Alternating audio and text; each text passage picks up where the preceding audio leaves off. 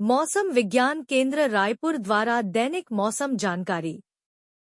पिछले 24 घंटों में बस्तर संभाग के एक दो स्थानों पर भारी से बहुत भारी वर्षा हुई तथा दुर्ग, बिलासपुर और सरगुजा संभाग के एक दो स्थानों पर भारी वर्षा हुई। छत्तीसगढ़ में मौसमी वर्षा सामान्य से 54% कम रही। प्रदेश में अधिकांश स्थानों पर हल्की से मध्यम वर्षा हुई तथा एक दो स्थानों पर भारी से बहुत भारी वर्षा हुई। प्रदेश में सर्वाधिक अधिकतम तापमान 33.1 डिग्री सेल्सियस अंबिकापुर में तथा सबसे कम न्यूनतम तापमान 22.0 डिग्री सेल्सियस पेंड्रारोड, राजनांदगांव में दर्ज किया गया। 2 जुलाई तक मानसून की उत्तरी सीमा 22N60, 22N65, पोरबंदर, वल्लभ विद्यानगर, नीमच, टोंक, भिवानी, भटिंडा और 32.5N70 से होकर गुजर रही है।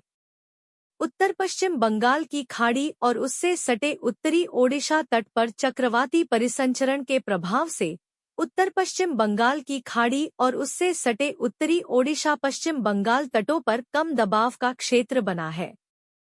इससे जुड़ा चक्रवाती परिसंचरण समुद्र तल से 7.6 किलोमीटर ऊपर तक फैला है और ऊंचाई के साथ दक्षिण पश्चिम की ओर झुक रहा है। समुद्र तल पर मौसमी द्रोणिका अब उत्तर पश्चिम राजस्थान से होते हुए दक्षिण पश्चिम उत्तर प्रदेश, उत्तरी मध्य प्रदेश और उत्तरी छत्तीसगढ़ के ऊपर स्थित चक्रवाती परिसंचरण से लेकर उत्तर पश्चिम बंगाल की खाड़ी में बने कम दबाव वाले क्षेत्र के केंद्र तक गुजर रही है और समुद्र तल से 1.5 किलोमीटर ऊपर तक फैली हुई है।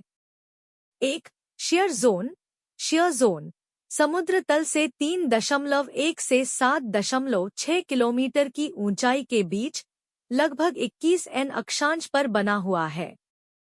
अगले 2 दिनों में मध्य और दक्षिण छत्तीसगढ़ के एक दो स्थानों पर भारी से बहुत भारी वर्षा होने की संभावना है। उत्तर पश्चिम बंगाल की खाड़ी के ऊपर कम दबाव का क्षेत्र बनने की संभावना है। इसके प्रभाव से अगले 5 दिनों तक पूरे प्रदेश में वर्षा की गतिविधि जारी रहने की संभावना है।